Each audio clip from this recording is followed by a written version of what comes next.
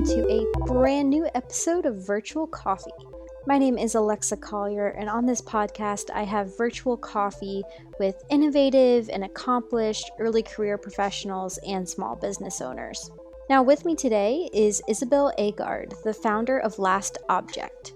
Isabel and a few others founded LastObject in 2018, and the company has since launched 3 products: Last Swab, Last Tissue, and Last Round.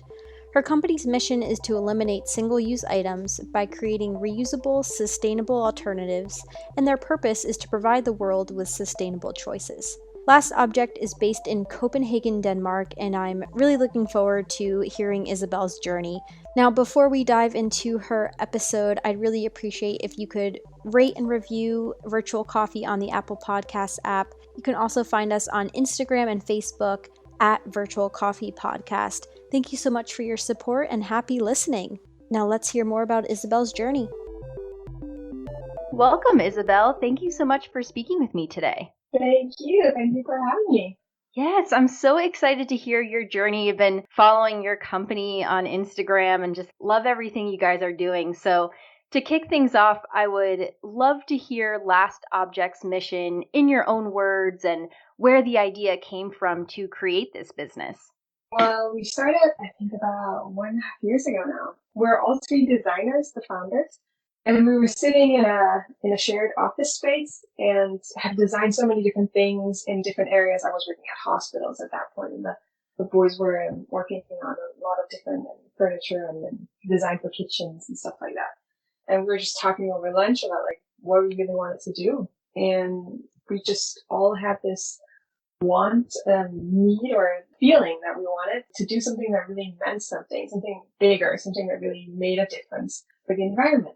And this is kind of how we started looking into, okay, if we had to do something, then we should do something that really was big, and we should really make sure that, of course, design is what's solving the issue, but also figure out where can we really make a difference. And this is where single use kind of popped up, and we looked at all these crazy numbers on how many single-use items that are used and discarded in different materials and everything about the production. And that's where we actually there saw a goal. We wanted to reduce single-use items. And then we tried to figure out where to start. And the Q-tip was our first design. It was the first one we really solved really well. And we felt like, okay, we have this that we can start getting out in the world and see if people agree with us and if they wanted to use our product. So that's where it all started.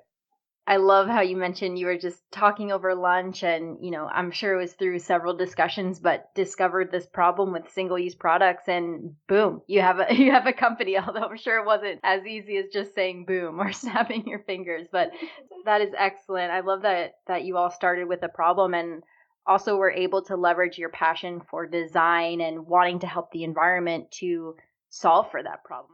Now, you mentioned the Last Swab. I would love if you could describe some of the other products you sell. I believe you have Last Swab, Last Tissue, Last Round. Would just love to hear more about the products themselves.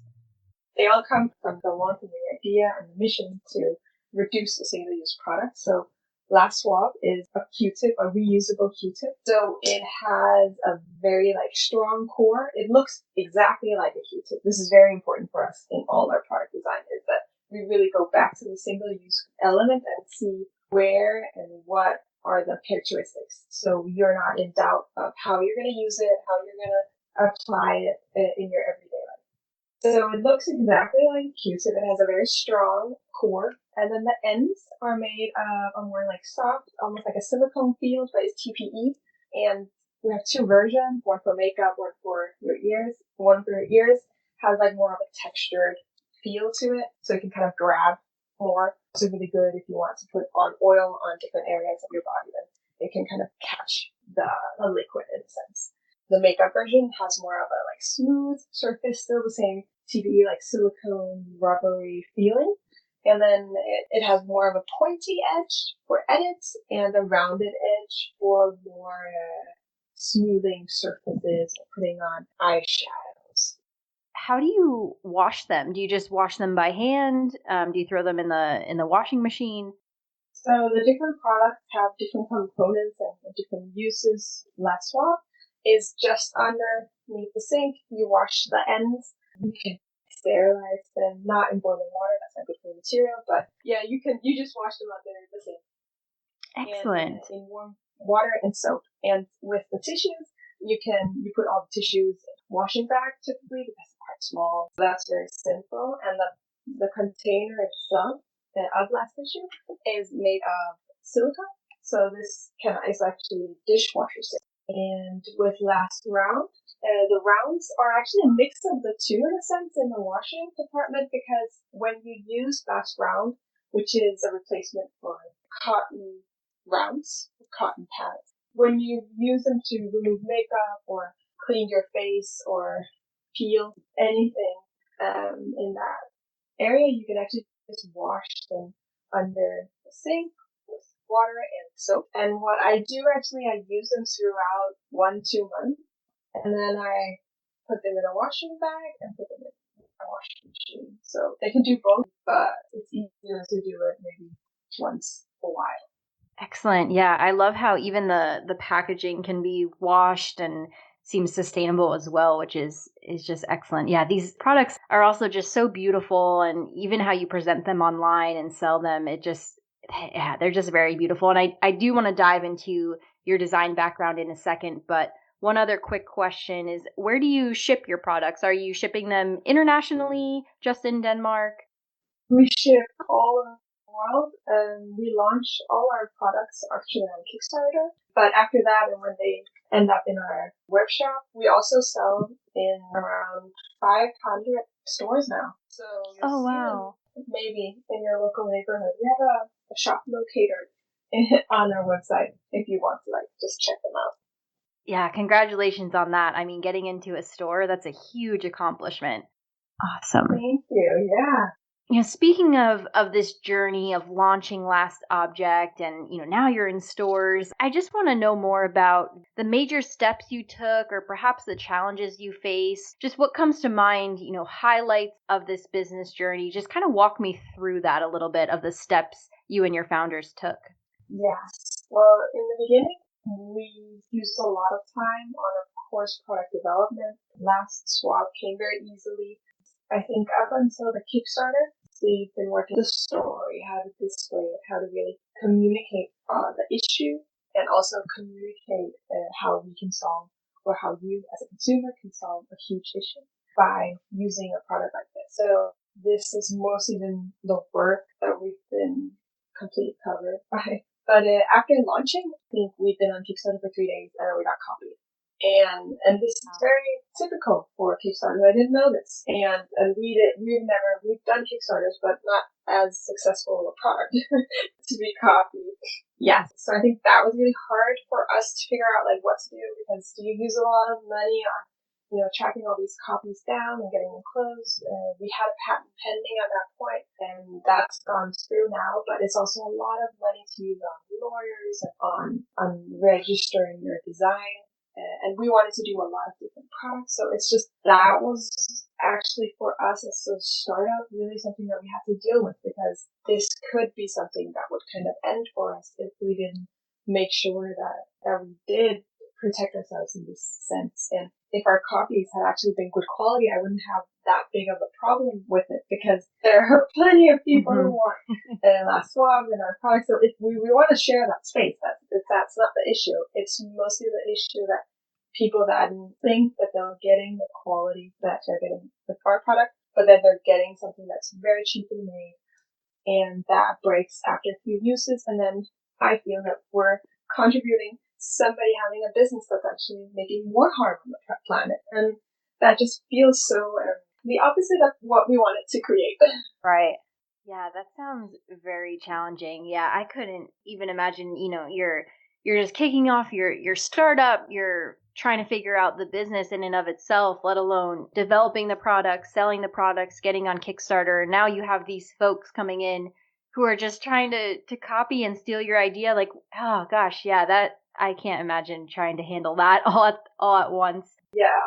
But I feel like now, looking back at that period, that's kind of what we were very focused about, and what was maybe one of the harder things. We also felt a huge backup from the community. There were so many people that were fighting our cause, like, oh my God, this copycat here. And people would, like, not us, but other people who had maybe pledged on our Kickstarter would start, handing the other companies out, like, you shouldn't buy this. This is crap. So there was also like a really huge team. It wasn't just a little team here at the office. It was just like, okay, people actually want this product, and it's not just disgusting. It's actually something that is a habit that they'll take in, and they don't mind washing something and using it again. And it was like a period where we were fighting, and we were trying to figure out what to fight for and how and why, but we were also just overwhelmed by the extreme support and backup. And we could see that this little community was starting to shape, and it was out of our control. It was actually just such a positive, really, really positive period. It's very happy for me to look back on. And now we have a system, and we know what to do, and we're much more prepared every time we launch a new product. I'm really happy you bring up that perspective as well, because it seems because you and your team did things right in the beginning, with the design, with solving for a problem, with promoting how a customer can help resolve, and help the environment, you ended up with a solid customer base and an audience who fought for you and fought for your company because you built up that trust and that audience. I think that just goes to show that if you do your very best at the beginning, like just starting off by doing your very best, you just get that community, like you're saying, and that can just go so many places and support you in so many ways. Exactly. And that's just not something that you can kind of calculate. It's not something that we dreamt of happening. So that was just really, really a positive part of it. Yeah, that's awesome. I'm curious what advice you may have for those who are just beginning their journey on their startup or their small business, whether it's advice that you wish you knew or advice you can now give because you've overcome some of those challenges. Just what comes to mind on some advice you would have for those just starting out? I think being self-employed and creating your own company, and the job or like the hours are endless. So there's no real stop. The only stop you have is yourself. And we've been in business in different companies in different areas. So we've done this for many years, but I could feel like when you really touch something that you're passionate about and you want to run and you want to work all the time, night, day. And there are of course periods of time, for example, up until launch or when we're product developing, when you have to kind of then make sure that your private life knows that, okay, now is a period where I have to be working a lot, and there's going to be a lot of things that we have to work through in a very short period of time. But for yourself and looking back, I really feel that it's also very important to take time out then, so that you also take some low periods. And I would say my brother is much better at just working a lot, where I need to actually pull myself out of the context sometimes to kind of rewind and, okay, I also have a family, I also have, all of these other assignments throughout my day where I need to also be present. So I think that's something that I've learned throughout the years and something that I value and that I have to keep having very present in my life and being aware of, because that you can kind of, especially when you're so passionate about what you do, you can kind of get lost in it, and that's fine when you were 18 and in school, but it's just different when you get older. I think that's really a thing. And then also being very present where you are. So if you're at home, just be very present there. Don't be on your phone. Don't check. Don't fix. And then when you're at the office, don't keep the other line. It should be open, but it's really, really important that you're present where you are, because then you get more stuff done. I think those are great pieces of advice, and it seems what you're saying, and what I love that you're saying is your priorities can change and shift throughout the day, throughout the hour, right? And there's going to be periods where your business, your startup, your work needs to be number one for however many weeks, months, days, hours. However, sometimes, like you're saying, family then needs to be priority for this time, or when you're home, or when you're hanging out with them in the moment. They are your number one priority and work comes last. I think that's very important for people to understand, is that your priorities can shift within a day. And like I'm saying, within even an hour of itself. I'm with you as well. I agree. If I only focus on work, then it just consumes my life. And now all of a sudden I'm not even hanging out with my husband, and I don't want that. So I also need to pull myself away from work and take time to be in the moment. I appreciate that advice. I think that's excellent. So I'm interested in knowing more about you and your background, and a couple of questions here that kind of go hand in hand. Or did you have experience with running a business prior to founding LastObject? And then also would love to know more about your background in design and how that's really accelerated LastObject. Yes, I've been in business before. I've done different things. I'm from a very entrepreneurial family. So it was very natural for me to create a business very early on, actually while I was studying. And I have a background in digital media and design. And I afterward took a master's in collaborative designing. That's where I went to design school and have more of the tools that I've been using a lot. I feel that both of my actually quite different educations kind of combined have made really strong tools, or I would say the combination of what I have background has made our company very strong in having a lot of different tools to work from. So when we're designing, we collaboratively design a lot. So I would create co-design games and would create a lot of our newsletters would more reflect of asking people, what do you think? Should we, for example, all of our colors are named by our customers. So we really reach out and we really want to, in that sense, design in another way. We don't design in an ivory tower and look down on, how people are doing or observing them. We're actually working with them aligned. So we test things for long periods of times. We have a lot of different ways of involving people in the design process, in the communication process, even in the packaging. That's awesome. User experience is clearly very high on your priority list there. I think that's just excellent. And you can see it, like I mentioned earlier, just how you display your products online, how you interact with your audience, like that user experience is there. And I also just love that clean look that LastObject and all its products has. I love that your customers name the colors you said, right? That's awesome. Yeah. It was very organic, and that's what's so much fun when you work with your customers. Such this community of people who want to follow the different product releases. It's very strong for us, and it gives us an edge compared to if it was just us three making all the decisions. Then it would be a makeup swap that made sense for the way I put on makeup, and that's not it. It's making, sense for the way 50 women put on makeup. So I think that's so much stronger. And it's really strong when you can put it in your product, but also put it, and I'm so happy that you can see it on our website, because we really do work alongside trying to create this as well as possible. Yes, that's probably one of our forces.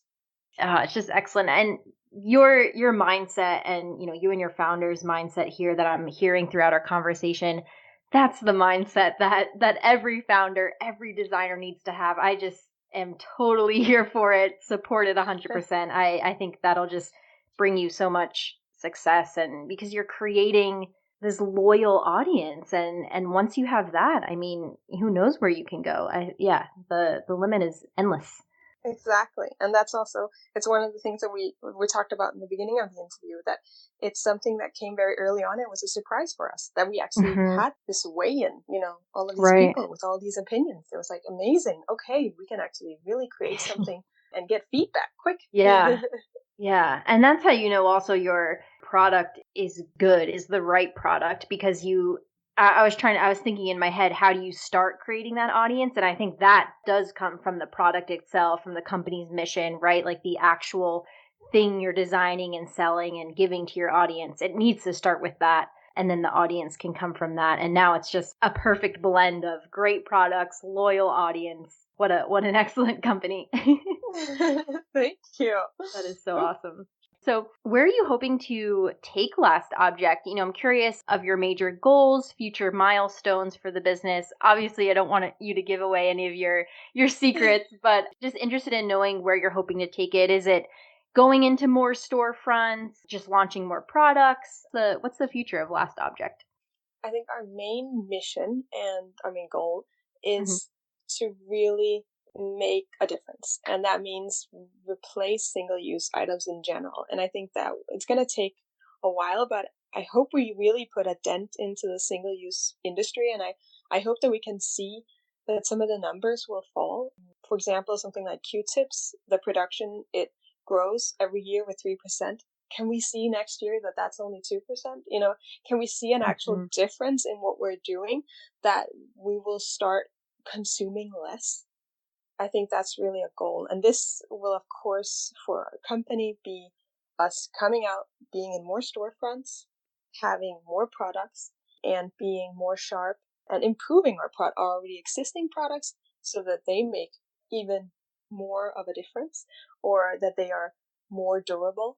So it's everything. We're working on all parameters that we can. The fact that you brought it back and answered that question with it comes back to LastObject's mission, which is to impact the environment in a positive way, reduce the use of single-use items. That is excellent. Just constantly going back to that mission of how can we make a difference in this world. Again, it's just very clear through your speaking and through our conversation that you want to make a difference in this world. And how can we do that through our business? And what will those numbers look like next year? Let's just keep pushing and pushing and pushing for it and just keep driving towards that goal. And where do you see, your future, Isabel's future? It seems right now you're very dedicated to LastObject, and I would assume that is what you're viewing as your future. Just interested if you have any other like business ideas. Do you want to leverage your design expertise elsewhere, or is LastObject really that's the thing for you right now? I think that we as a team, when I think about myself, I look at the founders, or like, how are we going to move? How are we going to use our powers together? Because we really found out that together we can make a really, really big difference. Mm-hmm. So I see us moving in the LastObject brand, and we're probably going to create a lot of products the next couple of years. So, and we're going to start with the bathroom that we've already have produced some different products for it, and then maybe we'll move out of I think we're gonna take it as it comes. But I think the most important thing for us is not that LastObject brand has to be on it. We can definitely do something with some which is outside if Right. it makes a bigger difference. Mm-hmm. So if we make a collaboration with somebody or something, then I think that could also be our future if it made a bigger difference. So none of us that really are hyper focused on only building the brand or only doing products or only getting in storefronts. I think that we are, and that also is a huge plus for us. And I really, really appreciate being a small team, because that makes us very agile. It seems from what you're saying is that while LastObject is the thing right now, if something else comes along, or a partnership, collaboration, whatever that may be, that empowers and accelerates you towards your mission and goal faster and better, then you will pivot to that, because at the end of the day, it's the mission that is number one for you and your founders, not necessarily, like you're saying, the brand of LastObject. Exactly. Excellent. Switching gears a little bit here, I always ask my guests this question very selfishly, because I always need some best practices and tips and tricks in this area, but would love to know from your experience with running a business, balancing work, life, family. I believe you just had a baby recently, right? Which, congratulations, by the way, on that. Thank you. Yes. So balancing all that craziness, what are some best practices that you found to balance all that? Just some tips and tricks you've learned along the way. I would really love to hear what your other guests have answered, because I think it's really hard, honestly. I think that it is such a challenge, much more challenging than designing or working. But to balance your career and your dreams, and also your family and friends, and having everything align, I think is very, very difficult.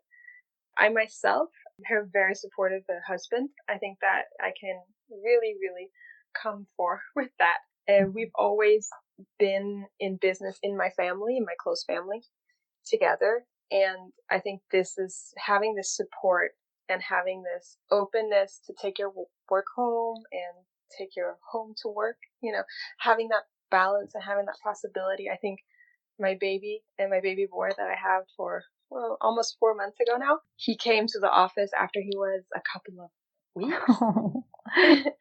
And it was just such a huge thing for me, and he's my first, and I think that it's been a complete joy and amazing that I can, of course, use all my awake time with him, but that I can take him to work and that I can take my work home, has really made me able to balance the two.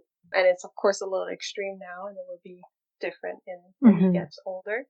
But I think that's a very positive, and I think that's a really nice thing to do.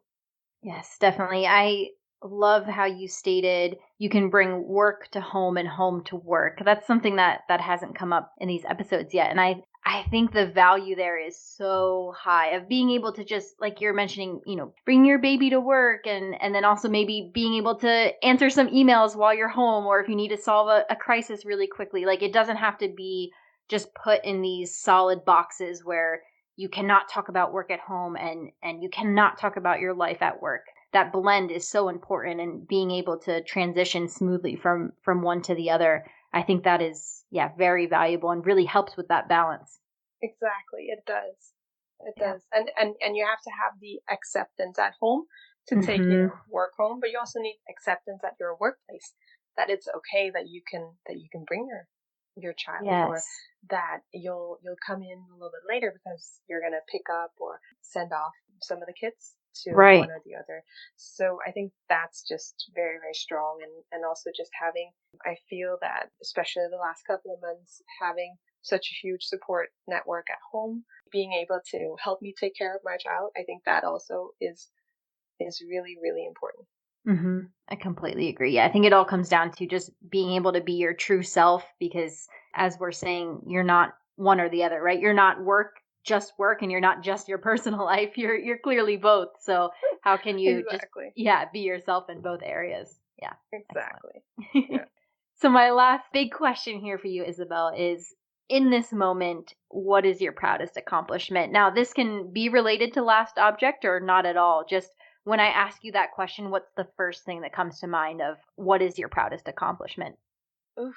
Okay, I'm very colored by just having my baby, I think, because it's so recent and it was such a huge experience. And I know that people tell you, your kids are gonna be such a wonderful part of your life, and you would never want to not have them or not have that experience, even though it's hard. But I think that I really had a baby with our company, and I really had a hard time putting that aside to have this wonderful baby boy. But as soon as he came, I think after giving birth, I think that moment, and I was very euphoric, but that moment I was very, very, excited. I think I was at the level of excitement as when we launched when we had a successful first Kickstarter with Last Swap. It was like those 2 hours where everything just like rolled, and getting him. I think that was the whole merge of those two experiences. Actually, I think have been the most amazing experiences in my life. Yeah, your two babies. That's my two awesome. babies, exactly. Yeah. The beginning of it. Yeah. Right. Congratulations on your baby, and being a mother while running this business and launching in this business. I could imagine there were some hardships there, but also some wonderful, wonderful times. And I'm really looking forward to seeing, where your future takes you, and the future of Last Object as well. I will definitely be following along all the way. Thank you. Yes, me too. Yes. I don't know where we are about in a year, so I'm excited to see. Yeah, no, exactly. Awesome. Awesome. Well, thank you again so much, Isabel, for speaking with me today, and would love for you to shout out Last Object. Where can people find you and Last Object? What are those social media handles and the website, etc.? Yes, website lastobject.com, and the same with our Instagram and Facebook. I would really follow our Instagram. I think that is something that we really have been successful with, and that's also Last Object. And LastSwap. We have both accounts. That's where you can find us and be updated with all our different launches. And we'll have a lot of them in the coming months. So that's where you can find us. Yay, I'm excited. And again, I can't plug LastObject's Instagram enough. It is a beautiful Instagram. You want it on your feed just for the beautiful photos and content. So definitely check out LastObject. And thank you so much again, Isabel. I really enjoyed our conversation. Me too. It was wonderful.